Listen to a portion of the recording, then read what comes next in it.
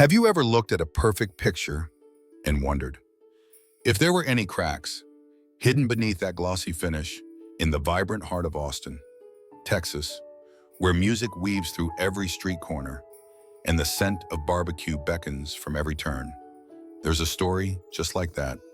Here, three identical triplet brothers, Alex, Nate, and Cole, the golden boys of Triplets BBQ, seem to have it all: a booming culinary empire and a brotherly bond that outsiders could only admire and long for. But hidden behind the fragrant smoke of barbecue and those seemingly carefree smiles, one of them was guarding a secret, a truth that could potentially burn down the entire world. They had built together. They were an inseparable unit. At least on the surface, Cole, with his explosive energy and charming smile, was the face of the restaurant, someone who could sell a slab of brisket to the most discerning vegetarian. Nate, the quieter brother, had the keen eye of an artist. From the way he plated food like a work of art to the addictive food photos on the restaurant's Instagram. And then there was Alex, also talented, also hardworking. But Alex carried a more complex inner world within him, a private melody that he only dared to hum when no one was listening. His guitar and worn-out notebooks were the sanctuary for his true self, a self that Alex believed, if revealed, would no longer fit into the perfect picture of triplets. That fear was not unfounded. In the usual hustle and bustle of the restaurant, small ripples would sometimes appear, enough to make Alex's heart clench. One busy weekend afternoon, as laughter and the clatter of cutlery filled the air, Cole, after a quick glance towards a male couple, happily enjoying their meal, made a joking comment, just loud enough for nearby staff to hear. "Hey, maikiu niam kung konyao vodi, that nunang kaiman, ihlm kong nuo italuni cho." Cole's smile might have been casual, but his words felt like a sharp needle, piercing straight through Alex. Nate, as usual, chose silence, a silence that Alex sometimes felt was even heavier than harsh words. For Alex, it wasn't just a thoughtless joke, it was a warning, an invisible wall, reminding him of the fragile boundaries of acceptance. How many nights had Alex wondered if family love, that sacred bond of blood people always praised, was truly strong enough to overcome deeply ingrained prejudices? Or was it as fragile as BBQ smoke, liable to vanish at any moment? When faced with a headwind, the boisterous laughter in the crowded BBQ joint the next day suddenly felt distant, the familiar fragrant aroma of barbecue, now like a suffocating curtain hiding the life he wasn't truly allowed to live. Alex knew, with a chilling clarity, that this charade had to end, no matter how high the price. The decision was made, a silent vow under the Texas stars, but saying the words, actually letting them loose into the world, that was a different kind of storm altogether. It happened late one night, after the last customer had left Triplets BBQ, and the sizzle of the grills had faded to a dull hum. The air was thick with the smell of lingering smoke and unspoken tension. Alex found Cole and Nate in the main dining area. They were wiping down tables, going through the usual end-of-day motions. His heart pounded against his ribs, a frantic drumbeat against the sudden quiet. He took a breath, then another. "Guys," he started, his voice barely a whisper, then clearer. "Guys, there's something I need to tell you. Something important." Cole leaned back against a table, arms crossed, a questioning look on his face. Nate stopped wiping, his gaze cautious. Alex finally let the words out, the ones he'd rehearsed 1,000 times in his head, the ones that felt like they were tearing him apart. "I'm gay." Silence. A heavy, suffocating blanket dropped over the room. Cole stared, his expression unreadable for a moment. Then it contorted. disbelief, then anger. Are you kidding me, boy? Alex? He finally exploded, his voice, usually booming with laughter, now sharp and laced with a dangerous edge. Don't mess around with stuff like that. It's not funny. What's wrong with you? Nate just stood there, frozen. His eyes darted from Alex to Cole, then to the floor. He said nothing. And that silence, that refusal to even look at him, cut Alex deeper than Cole's furious outburst. Somehow, the news reached their mother, Susan. Maybe Cole told her. Maybe Nate did. Under pressure. It didn't matter how. The confrontation that followed was a nightmare. Susan, a devout woman who valued family reputation above all else, didn't scream at first. Her voice was cold, dangerously calm. She quoted scripture. She spoke of sin, of shame, of bringing disgrace to their family name. And the business, the Triplets BBQ, their pride and joy. How would this lifestyle affect their image? Then came the ultimatum, her words precise and unyielding. You will see, Pastor Riley. You will go through counseling, get this confusion, sort it out. Or, she paused, her eyes like chips of ice. You are no son of mine, and you will not receive another dime from this family or this business. You will not taint what we've built. Alex's world crumbled, to be fixed, to deny the very core of who he was. He looked from his mother's stony face, to Cole's simmering anger, to Nate's continued, unbearable silence. His voice, when he finally found it, was hoarse with pain, but firm. I can't change who I am, Mom. And I won't. The door slammed shut behind him, not just on his home, but on everything he had ever known. Out on the streets of Austin, with nothing but the clothes on his back and a shattered heart. Alex faced a terrifying new reality. He was utterly and completely alone. Alone, the word echoed in the empty spaces of his new, borrowed life. But even in the deepest silence, sometimes a new melody begins to form. Alex found refuge, temporarily, at his friend Marcus's place. A small couch in a cramped apartment felt like a world away from the familiar comfort of his old room, from the boisterous warmth of the family BBQ joint. The first few days were a blur of shock and a grief so profound, it felt like a physical weight on his chest. He'd lost his home, his family, his job, his entire identity as one of the triplets. Shattered. The city of Austin, once vibrant and full of promise, now seemed indifferent to his pain. He wandered the streets, a ghost in his own life. The lively music spilling from bars on 6th Street only amplified his sense of isolation. But in that darkness, Alex clung to the one thing that had always been his solace, his guitar.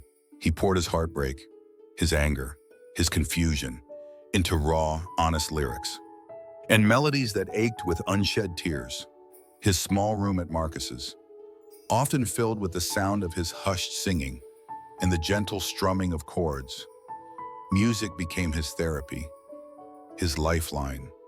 Marcus, a good friend, listened patiently, and one evening, he suggested something that made Alex's stomach clench with anxiety.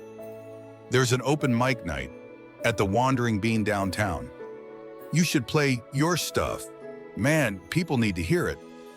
The thought terrified Alex, to share those vulnerable pieces of himself with strangers, but a small part of him, a part that refused to be extinguished, knew Marcus was right. So, with trembling hands and a heart full of dread and a sliver of hope, he went. The Wandering Bean was a cozy, eclectic coffee shop, filled with the aroma of roasted coffee and old books, its walls adorned with local art. When his name was called, Alex walked onto the small stage. His voice shook as he introduced his first song, but as he began to play and sing, A hush fell over the room. His pain, his truth resonated in the lyrics. And for a few precious minutes, he wasn't alone. After his set, two men approached him, David and Ben, an older couple with kind eyes and warm smiles. They owned the Wandering Bean, and they told Alex how much his music had moved them. They spoke of their own journeys, their own struggles, and they offered him something he desperately needed: a part-time job at the coffee shop and a regular spot to play his music. More than that, they offered him understanding and a sense of belonging. Slowly, Alex began to rebuild. The job gave him a small income, a routine at an AM. The gigs gave him an outlet, a growing number of listeners who connected with his story. David and Ben became like mentors, a chosen family who saw him for who he truly was and celebrated it. He was still scarred, still healing, but he was standing on his own, finding his own rhythm in the heart of Austin for the first time. In what felt like an eternity, Alex felt a flicker of something he'd almost forgotten: hope. But he couldn't know that another call, another twist of fate, was already on its way, threatening to pull him back into the very storm he'd just escaped. Hope. It was a fragile seedling, just beginning to push through the cracks of a broken life. But sometimes, just when you start to see the light, the ground beneath you splits wide open. Months slipping by. Autumn in Austin painted the city in hues of gold and amber. Alex had settled into a rhythm, his shifts at the Wandering Bean, his music nights, that drew a small but loyal crowd. He was writing more, his songs telling stories of resilience, of finding light in unexpected places. The raw wound of his family's rejection had begun to scar over, though it still ached on quiet nights, or when a particular memory surfaced. He hadn't heard from his mother, Susan, or from Cole. Not a word. Nate would send an occasional, brief text. "Hope you're okay," or "thinking of you." But never any mention of what happened. Never an apology. Never an invitation to talk. Alex appreciated the small gestures, but knew a vast chasm still lay between them.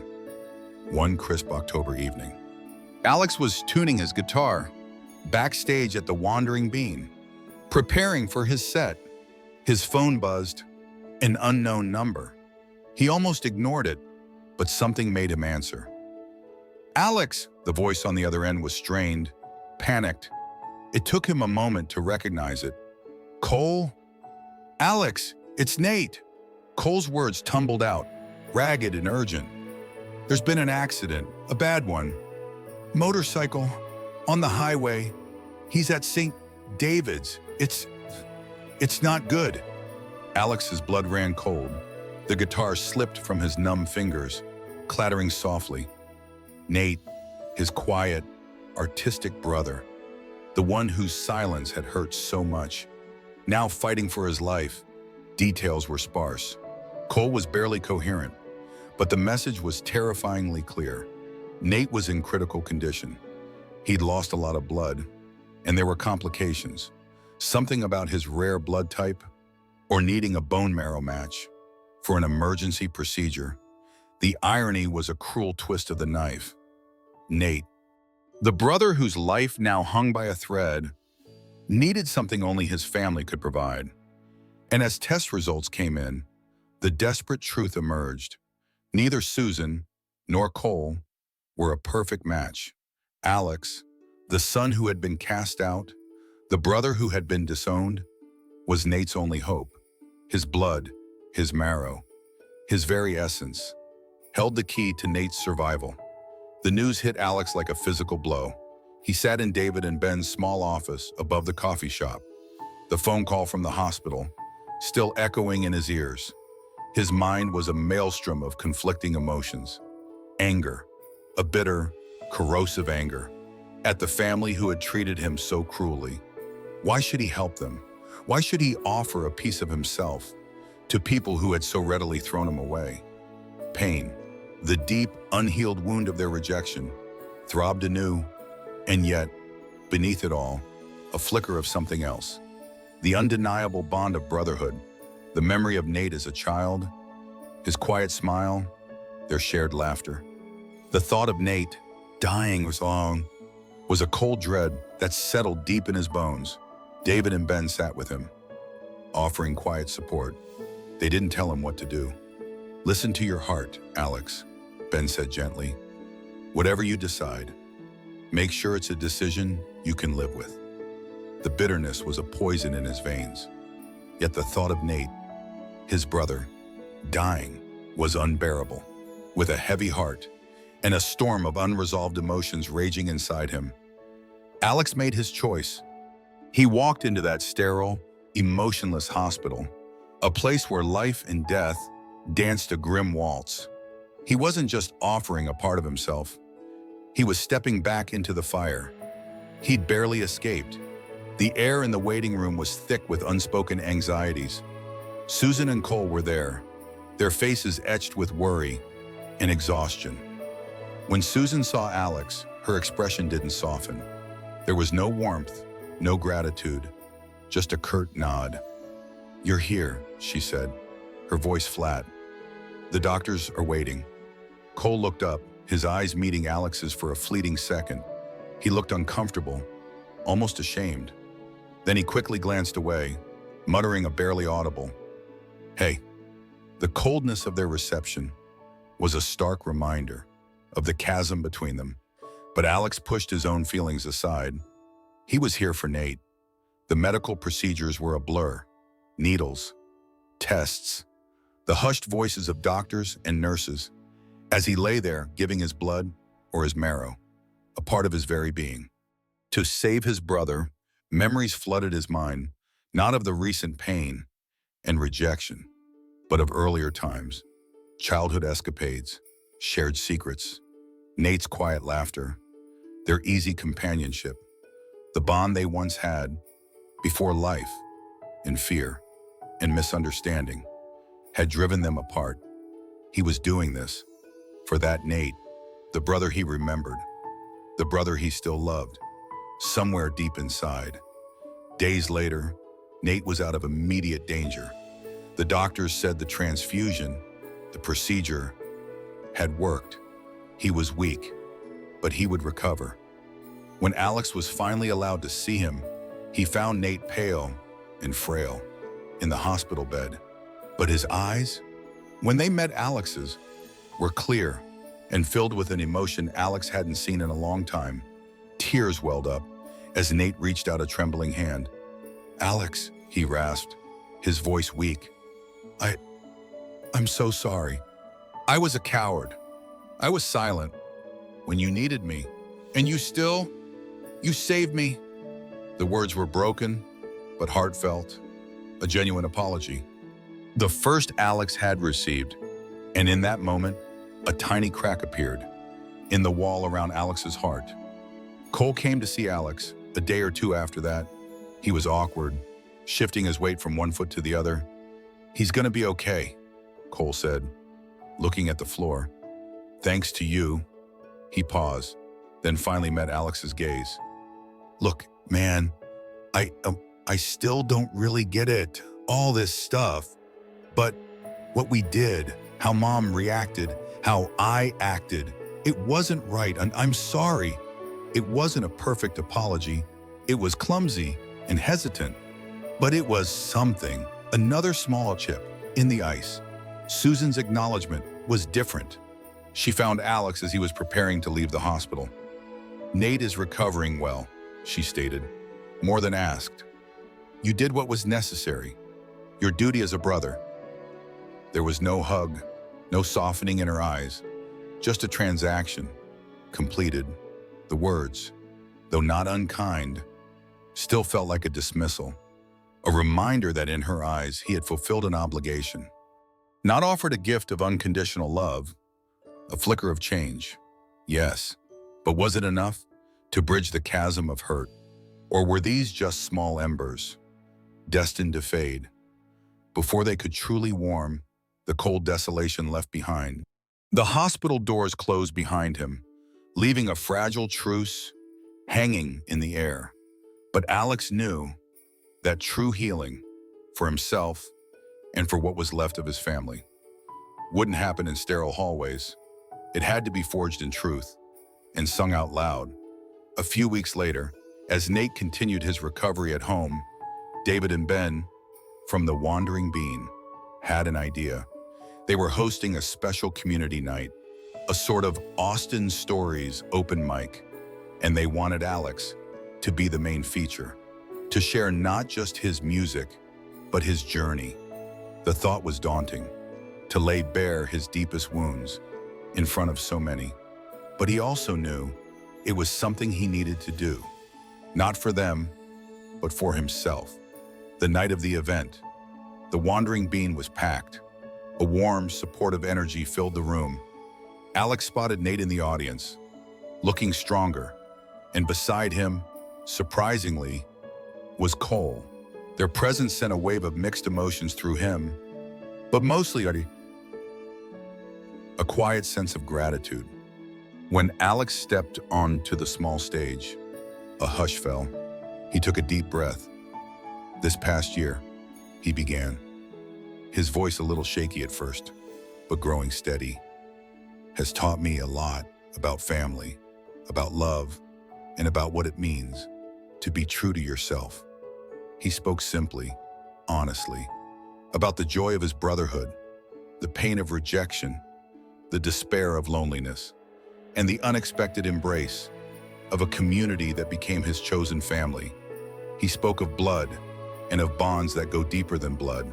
Then he picked up his guitar and he sang a song he had written in the darkest hours after leaving home, a song of heartbreak, but also of resilience, of finding light in the shadows. His voice soared, filled with all the pain and all the hope he had carried for so long. When the last note faded, there was a moment of stunned silence, followed by an eruption of applause. Tears streamed down some faces in the crowd. People were on their feet. It wasn't just applause for his music. It was an embrace of validation. Afterward, Nate was the first to reach him, his eyes shining. "That was incredible. Alex," he said, his voice thick with emotion. "I'm so proud of you, and I'll never be silent for you again." Cole was next. He looked genuinely moved, a little awkward, but sincere.